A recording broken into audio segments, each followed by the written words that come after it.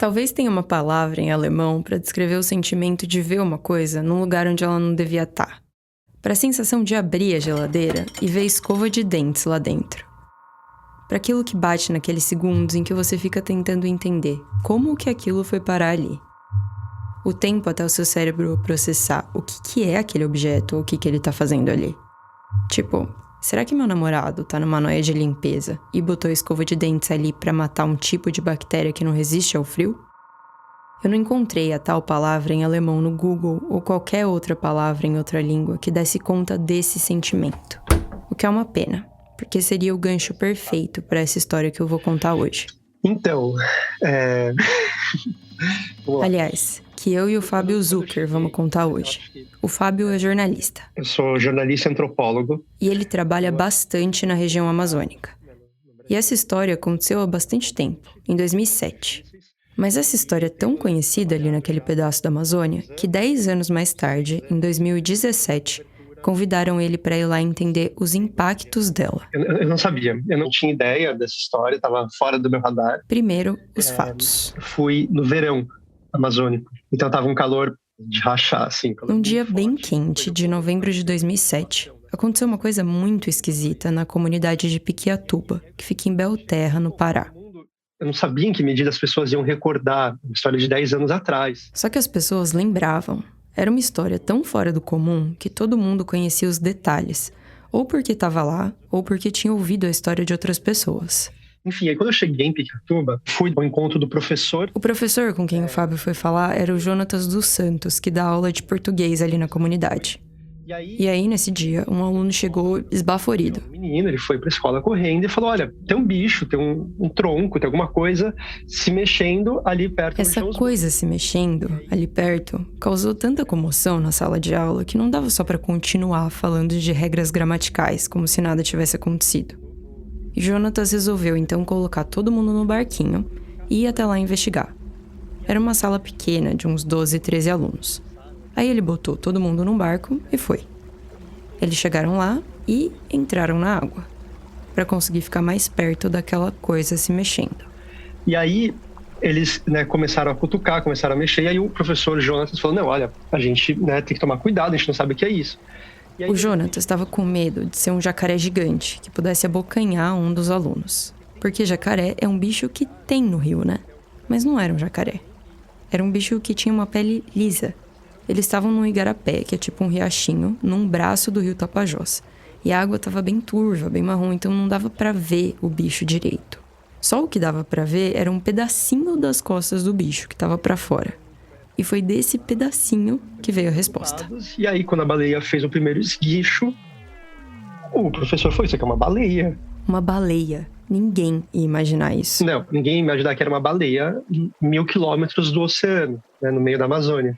Porque não só a baleia subiu o Amazonas, como ela também subiu o Tapajós. Na verdade, a baleia nadou uns 700 quilômetros, entre 700 e 750. Ainda assim, longe pra caramba. Ninguém sabia como ela tinha ido parar ali. Mas tipo a escova de dentes dentro da geladeira, ela definitivamente não tinha que estar ali. E imediatamente o professor falou, bom, tem... O professor Jonatas ligou pro Ibama, que cuidava dessa região, e pediu auxílio para resolver. E falou, olha, tem uma baleia encalhada aqui na praia da comunidade. E o pessoal falou, bom, tá, liga pra gente a próxima vez quando tem uma girafa, um abraço. E desligaram na cara dele. Acharam que era trote. E aí ele ligou de novo e falou, olha, eu sou professor da escola, isso não é um trote. E tem uma baleia encalhada aqui no meio da nossa praia, a gente precisa tomar providências. E aí começou uma verdadeira operação de resgate da baleia. Depois de entender que não era um trote, o Ibama mobilizou essa operação de resgate com profissionais da região. Mas, obviamente, não tinha nenhum profissional especializado em baleias no Tapajós. Então, outro telefonema, que mais parecia um trote mal pensado, foi feito. E aí eles ligaram para um especialista em baleia jubarte, que estava no sul da Bahia, e pediram auxílio dele pro resgate. Ele também não acreditou, né? Ele estava jogando sinuca. Enfim, estava no momento de lazer dele, tomando cerveja ali, né? Se não me engano, Cabralha, como é o nome da cidade? Santa Cruz Cabralha. Esse veterinário, que chama Milton Marcontes, estava em Caravelas, que fica no litoral sul da Bahia. Ele também não acreditou, né? Ele estava jogando sinuca. Jogando sinuca a mais de 3.000 quilômetros de Piquiatuba, na véspera do feriado de 15 de novembro.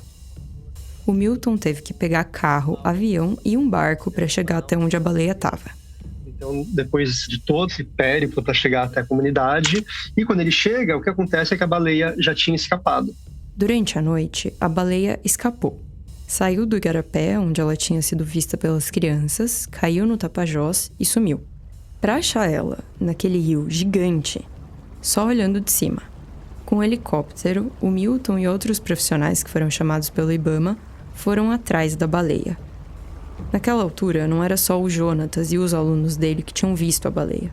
Outros ribeirinhos também tinham e iam passando pistas para a equipe. No dia 18 de novembro, 4 dias depois, eles conseguiram encontrar a baleia em São José do Arapixuna, uma outra comunidade que fica na beira do Tapajós. Só que aí ela já estava bem machucada e debilitada. Ninguém sabia dizer ao certo como a baleia foi parar ali.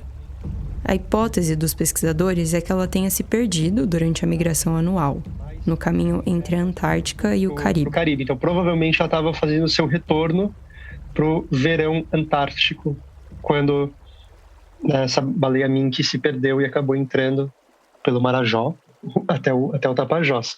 Apesar de todos os esforços que foram feitos, com helicóptero, veterinário, medicamento e a torcida das comunidades ribeirinhas, a baleia acabou morrendo. E foi um motivo de muita tristeza, as pessoas se emocionam, choram. As pessoas choraram quando a baleia faleceu e as pessoas se emocionaram me contando que a baleia faleceu. É uma coisa que eu acho que quem vive numa cidade não consegue ter essa dimensão.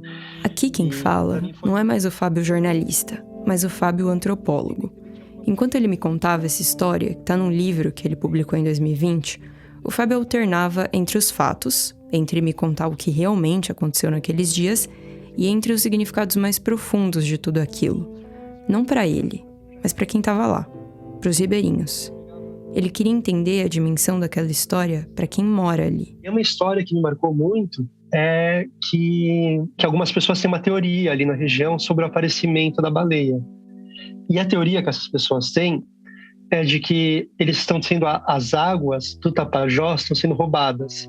E o que acontece é que vem embarcações de outros países que pegam água do mar, vêm no Tapajós, jogam essa água e voltam com a água boa do Tapajós. E aí nessa teoria, não se trata de dizer que é uma teoria errada, falsa, que não é plausível. Mas segundo essa teoria, então a baleia teria sido jogada ali junto com a água. Tá? Foi transportada do navio e foi jogada junto com a água, enquanto esses barcos pegavam a boa água do Tapajós para levar para outros lugares do mundo. E eu acho muito significativo que exista esse relato, porque ele diz muito a respeito dessa narrativa sobre a destruição dos territórios, sobre o impacto das hidrelétricas, sobre o garimpo, que no final das contas é um comércio, é uma promessa de desenvolvimento, de riqueza, que nunca chega para essas comunidades.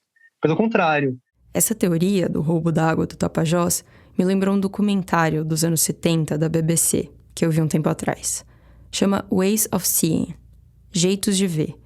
É uma série sobre consumo de arte, nada a ver com baleia nem com rio, mas tem uma frase do John Berger, o apresentador, que ficou na minha cabeça.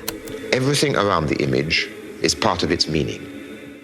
Tudo em volta da imagem é parte do significado dela. Eu lembrei desse trecho porque quando a gente vê uma coisa num lugar inesperado, a gente tenta encontrar um sentido para aquilo estar ali. Se a escova de dentes está na geladeira, tem alguma razão para isso, né? E aí, na hora de encontrar essa explicação, tudo ao redor dela começa a fazer parte do significado dela. Desde que a baleia foi vista pela primeira vez ali no Tapajós, no dia 14 de novembro de 2007, até ela morrer uns dias depois, tudo o que estava ao redor dela influenciou o significado que ela tinha. Primeiro, de um jeito bem básico. Ninguém achou que era uma baleia. Uma cobra gigante, um jacaré. Pensaram qualquer coisa, menos uma baleia. Depois, quando ela já tinha morrido, o entorno influenciou a resposta que os ribeirinhos deram para como ela tinha ido parar ali. A baleia, agora vítima de uma tragédia, só podia ser vítima da mesma tragédia que aqueles ribeirinhos. Do desmatamento, da pesca ilegal, do garimpo, da ameaça ao modo de vida dos ribeirinhos. Pouco importa se a história de um barco que rouba água boa é verdade ou não. porque a destruição ao redor é bem real. Essa foi a Natália Silva, produtora aqui da Rádio Novelo. O Fábio Zucker, que é jornalista e antropólogo, é também autor do livro Vida e Morte de uma Baleia Mink no Interior do Pará e Outras Histórias da Amazônia, publicado em 2020.